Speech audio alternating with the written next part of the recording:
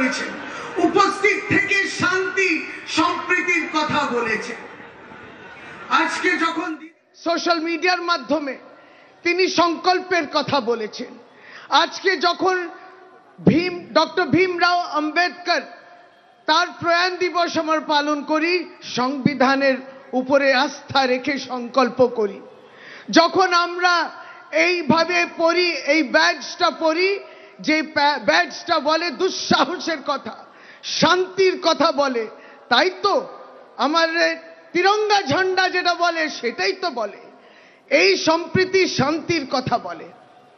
আজকে দিদি যখন বার্তা দিচ্ছে বলছে এটা কাজী নজরুলের মাটি, এটা রবীন্দ্রনাথ ঠাকুরের পবিত্র মাটি, এটা স্বামী বিবেকানন্দ শ্রী শ্রী ঠাকুরের পবিত্র মাটি, এইটা সেন্ট টেরিজার পবিত্র মাটি। সেন্ট টেরিজা এই মাটিতেই মানবিকতার নিদর্শন রেখেছেন, পিস উইথ আ স্মাইল এর কথা তিনি বলেছেন।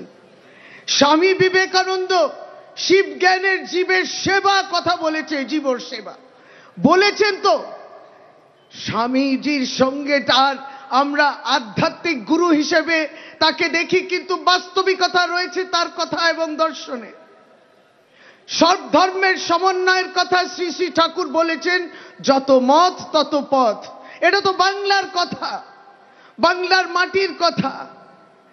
এবং তাই আজকে বন্দে মাতরম বড় হয়ে গেল না, আপনি যেভাবে যে বিতর্ক তৈরি করার যারা চেষ্টা করছেন, আজকে তাদের মুখে ঝামা ঘষে দিয়েছে সংবিধান, তাদের মুখে ঝামা ঘষে দিয়েছে।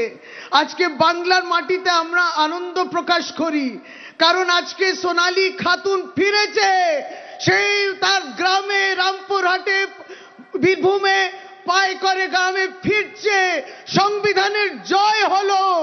যারা বাংলা বলে বলে বাংলাদেশি করে দিলেন, এই 6 মাস ধরে সংবিধানের বিরুদ্ধে যারা কাজ করেছে, সেই কেন্দ্রীয় সরকারের মুখে ঝামা ঘষে দিয়েছে সর্বভারতীয় তৃণমূল কংগ্রেসের সভানেত্রী মমতা বন্দ্যোপাধ্যায়।